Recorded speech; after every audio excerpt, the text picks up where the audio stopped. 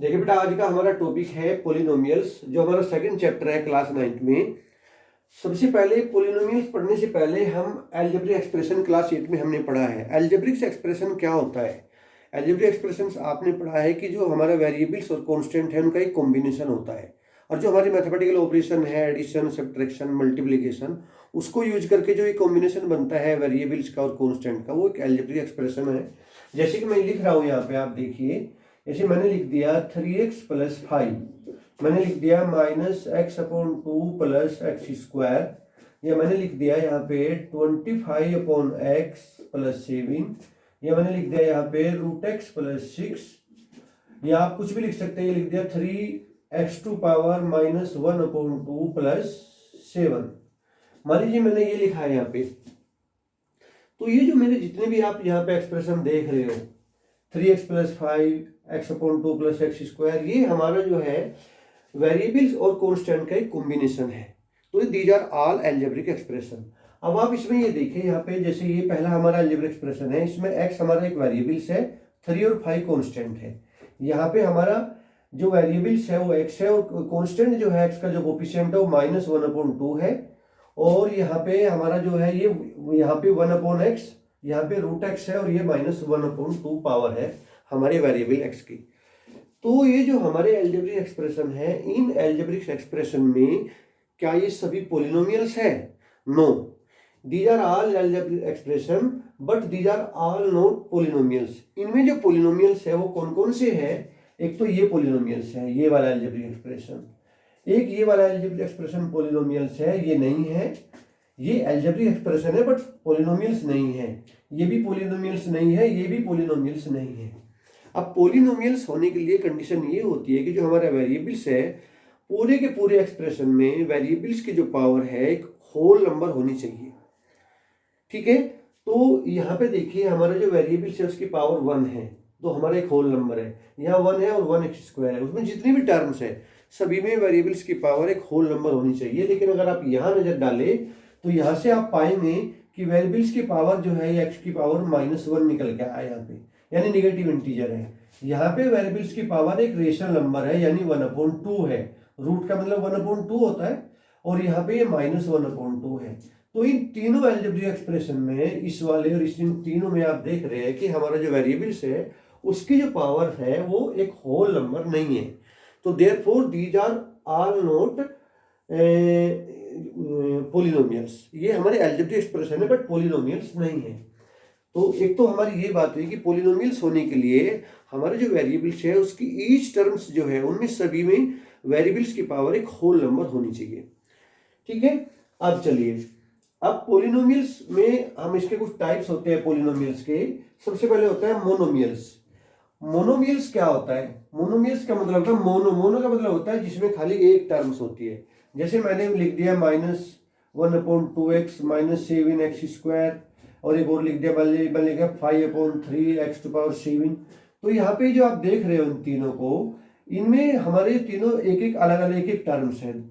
तो therefore these are all, यहाँ पे हमारे ये मोनोमियल्स है, यानी एक टर्म्स है। सेकंड आता है फिर बाइनोमियल्स। बाइनोमियल्स होता है, बाई मीन्स होता है 2, यानी जिसमें दो टर्म्स हो। जैसे मैं लिख रहा हूँ x + 7, 7x² - 6, तो इस तरीके से 6 + x⁸। तो यहाँ पे आप देख रहे हो उन तीनों में दो टर्म्स है, एक एक और एक एक, इस तरीके से ये दो टर्म्स है, तो इसको बोलते हैं बाइनोमियल्स। थर्ड है हमारा ट्राइनोमियल्स। ट्राइनोमियल्स क्या होता है? जिसमें ट्राई मीन्स जिसमें तीन टर्म्स हो। जैसे मैं लिख रहा हूँ 7x² + 6x + 2, अब इसमें तीन टर्म्स है हमारी, तो इस तरीके से ये हमारा जो है ट्राइनोमियल्स है, यानी इसमें तीन टर्म्स है। आगे आते हैं कांस्टेंट पोलिनोमियल्स। कांस्टेंट पोलिनोमियल्स क्या होता है? कांस्टेंट पोलिनोमियल्स जैसे हमारा ये है -2 -7 5 1/2, यानी हमारा जो भी कोई नेचुरल नंबर है, होल नंबर है, वो सब हमारे कांस्टेंट पोलिनोमियल्स होते हैं। अब ये जो कांस्टेंट पोलिनोमियल्स है, देखो इसको एक तरह से, जैसे 6 है तो 6 का मतलब हो गया, मैं इसको इससे 6 × x⁻0 भी लिख सकता हूँ यहाँ पे। तो x⁻0 का मतलब हो गया हमारा यहाँ पे 1, यानी अब भी 6 ही है। तो इस तरीके से हमारे जो है कांस्टेंट पोलिनोमियल्स है जिनमें जो हमारा वेरिएबल्स है उसकी पावर 0 मानी जाती है। तो कांस्टेंट पॉलिनोमियल्स में जो वेरिएबल्स है उसकी पावर 0 होती है। इस बात को सब बच्चे याद रखेंगे। फिर है हमारा लीनियर पॉलिनोमियल्स।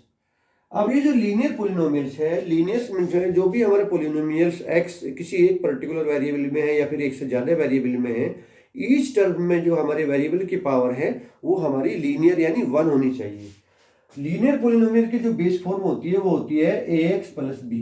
इस तरीके से जैसे मैंने लिख दिया 7x plus 6 7y minus 2 minus 3। तो इस तरीके से आप जो ये देख रहे हो यहाँ पे, या मैंने एक और लिख दिया 3x प्लस 2y। तो यहाँ पे हमारे इसमें दो वेरिएबल्स है, एक x और एक y है। यहाँ खाली ये y है और यहाँ पे खाली x है। तो आप देख रहे हो इनमें हमारे जो वेरिएबल्स है इस टर्म में उनकी पावर 1 है। तो इस तरीके से ये जो हमारे पॉलिनोमियल्स है ये लीनियर पॉलिनोमियल्स है। तो लीनियर पॉलिनोमियल्स की बेस फॉर्म होती है हमारी ax प्लस b। फिर है हमारा क्वाड्रेटिक पॉलिनोमियल। तो क्वाड्रेटिक पॉलिनोमियल की जो बेस फॉर्म होती है वो ये होती है ax square plus bx plus c। अब यानी उसमें जो हमारा हाईएस्ट पावर है वो हमारी 2 होती है वेरिएबल्स की। अब कोई भी जैसे मैंने लिख दिया 7x square minus 6x plus 2, या मैंने लिख दिया 6x स्क्वायर माइनस 5। तो इन दोनों पॉलिनोमियल्स में आप देख रहे हो यहाँ पे जो हाईएस्ट पावर है वो 2 है। तो इस तरीके से ये क्वाड्रेटिक पॉलिनोमियल्स है। इसी तरीके से फिर हमारा आता है क्यूबिक पॉलिनोमियल्स। क्यूबिक का मतलब होता है 3, यानी जिसमें हमारी पावर 3 होती है। तो इसकी जो बेस फॉर्म होती है वो होती है ax cube plus bx square plus cx और प्लस d। तो इस तरीके से ये हमारा क्यूबिक पॉलिनोमियल्स होता है। तो ऐसे हम मोनोमियल्स, बाइनोमियल्स, ट्राइनोमियल्स, ये आप समझ गए कि मोनोमियल्स मींस जिसमें खाली एक टर्म्स होगी, बाइनोमियल्स 2 टर्म्स और trinomials 3 terms. Constant polynomials all whole numbers यानी all real numbers. All whole numbers mean all real numbers are is a constant polynomials. Linear polynomials जिसमें हमारे वेरिएबल की पावर जो है 1 होगी, क्वाड्रेटिक 2 होगी और क्यूबिक में जिसमें पावर 3 होगी। अब इसके बाद हम लेते हैं डिग्री ऑफ ए पॉलिनोमियल। अब देखिए डिग्री ऑफ ए पॉलिनोमियल में क्या होता है।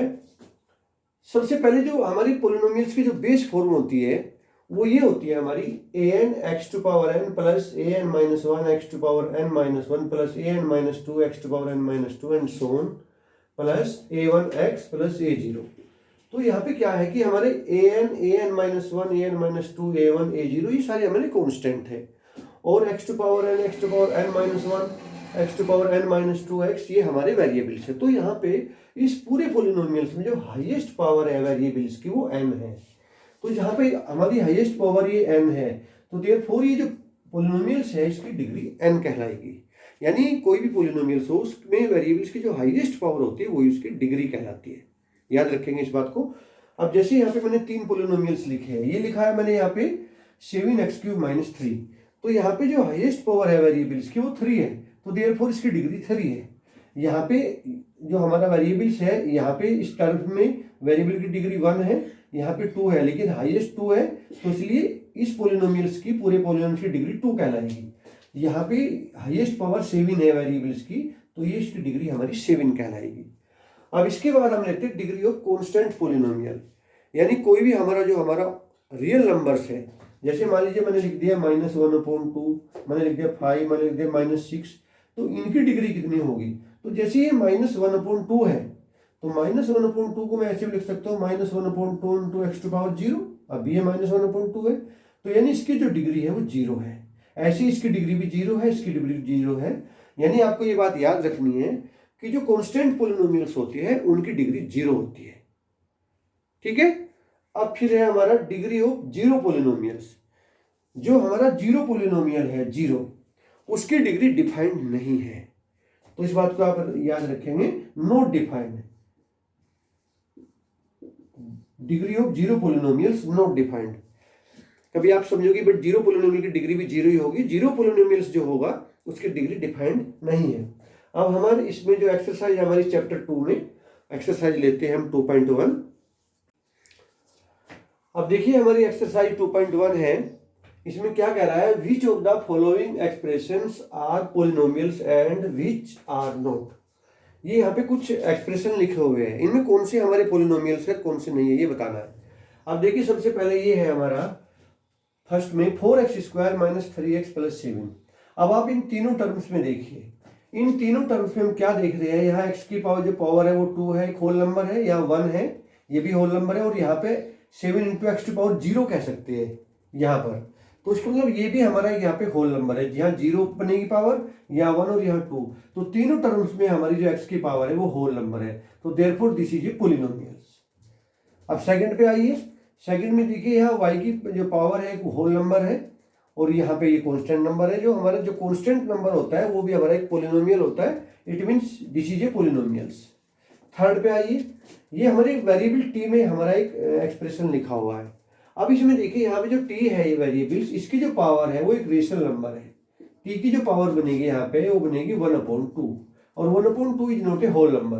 तो इसका मतलब जब इसमें पावर जो है हमारी होल नंबर नहीं है तो ये हमारा पॉलिनोमियल्स नहीं है। एक्सप्रेशन तो है बट पॉलिनोमियल्स नहीं है। ऐसे ही यहाँ पे हम जो देख रहे हैं, यहाँ पे क्या देख रहे हैं कि यहाँ पे इसकी पावर 1 है, यहाँ तो ठीक है, लेकिन यहाँ पे जो पावर बनेगी वो y टू पावर -1 बनेगी, क्योंकि हम इसे क्या कह सकते हैं 2/y को 2 इंटू वाई टू पावर -1। तो ये हमारा एक नेगेटिव नंबर है, तो इट मीन्स ये भी हमारा यहाँ पर पॉलिनोमियल्स नहीं है। ऐसे इसको देखिए, यहाँ पे ये भी हमारी एक होल नंबर है, ये भी होल नंबर, ये भी whole number, therefore this is a polynomials. अब चलिए question number second, write the coefficient of x² in each of the following. अब आपको x² का कोफिशिएंट लिखना है। यहाँ पे देखिए फर्स्ट में x² लिखा है खाली, यानी इसको हम ऐसे लिख सकते हैं 1 इंटू x², तो यहाँ पे जो कोफिशिएंट है वो 1 आएगा आंसर आपका। सेकंड में देखिए यहाँ पे इसको लिख सकते हैं -1 इंटू x², तो यहाँ पे कोफिशिएंट आपका -1 आएगा x² का। यहाँ पे जो कोफिशिएंट है आपका ये π/2 है थर्ड ऑप्शन में, और यहाँ पे जो हमारा x² है उसका कोफिशिएंट क्या है, यहाँ देखिए, यहाँ बताइए यहाँ पे क्या है कोफिशिएंट्स। अब आप देखिए इसको मैं अगर यहाँ पे प्लस में, अगर मैं इसमें ऐसे लिख दूं यहाँ +0 इंटू x², तो कोई फर्क तो पड़ा नहीं, क्योंकि तब भी हमारा ये √2 - x कहलाएगा। तो यहाँ पे क्या होगा कि x² कोफिशिएंट यहाँ 0 कहलाएगा एक तरह से, ठीक है बेटा। तो इस तरीके से आप चलिए क्वेश्चन नंबर 3 देखिए, give one example each of A binomial of degree 35 and monomials of degree 100। यानी हमें कोई बाइनोमियल्स लिखना है, एक ऐसा पॉलिनोमियल्स जिसमें यानी 2 टर्म्स है और डिग्री 35 है। तो आप कुछ भी लिख सकते हैं, ऐसे बहुत सारे हो सकते हैं हमारे। जैसे मान लीजिए आपने लिख दिया यहाँ पे 7x टू पावर 35 + 2, तो देखिए ये बाइनोमियल हो गया क्योंकि इसमें 2 टर्म्स हो गई। या आप ऐसे भी लिख सकते हैं मतलब 6x + y टू पावर 35, तो ये भी हमारा जो है एक पॉलिनोमियल्स बन गया। इसे बाइनोमियल्स कहेंगे क्योंकि इसमें 2 टर्म्स है और इसकी जो डिग्री है वो 35 है, हाईएस्ट पावर की। तो ऐसे ही ये हमारा डिग्री 100 का लिखना है, लेकिन ये मोनोमियल्स लिखना है, मोनो मीन्स 1। तो खाली इसमें कुछ भी लिख सकते हैं, जैसे आपने लिख दिया, मान लिया आपने लिख दिया 7x to power 100, 10x to power 100, तो आपको खाली जो है ये सिंगल टर्म में लिखना है। तो ये हमारा इस तरह मोनोमियल हो गया हमारा, जिसकी डिग्री हमारी 100 है। चलिए आगे लेते हैं क्वेश्चन।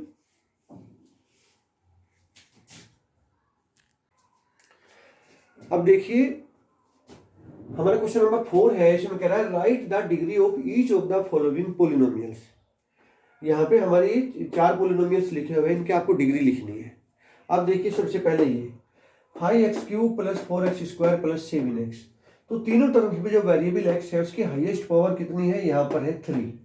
तो इट मीन्स इसकी डिग्री हमारी 3 हो गई यहाँ पे, तो 3 डिग्री का पॉलिनोमियल हो गया।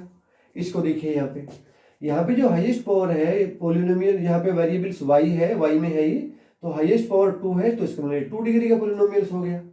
यहाँ ये वेरिएबल्स t में है हमारा पॉलिनोमियल्स, इसकी हाईएस्ट पावर 1 है, क्योंकि t का मतलब t टू पावर 1 भी कह सकते हैं, तो ये 1 डिग्री का पॉलिनोमियल हो गया। यहाँ पे खाली कांस्टेंट नंबर लिखा हुआ है, इट मीन्स मैं ये भी कह सकता हूँ यहाँ पे कि 3 इंटू x टू पावर 0, तो यानी ये 0 डिग्री का पॉलिनोमियल है। तो हमारे जो सभी कांस्टेंट जो नंबर होते हैं उनकी जो डिग्री होती है वो 0 होती है, उनमें 0 डिग्री का पॉलिनोमियल उनको कहते हैं कांस्टेंट नंबर को।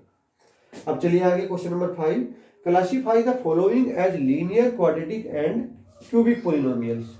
मैंने आपको बताया था लीनियर जिसमें हमारी वेरिएबल की पावर 1 होगी, क्वाड्रेटिक में 2 होगी और क्यूबिक में 3 होगी। तो सीधे देख लीजिए, वेरी इजी। यहाँ पे जो पोलिनोमियल है इसमें जो है हाईएस्ट पावर 2 है, तो इसका मतलब ये क्वाड्रेटिक पोलिनोमियल है। ये हाईएस्ट पावर यहाँ 3 है, तो ये क्यूबिक पोलिनोमियल्स है सेकंड में।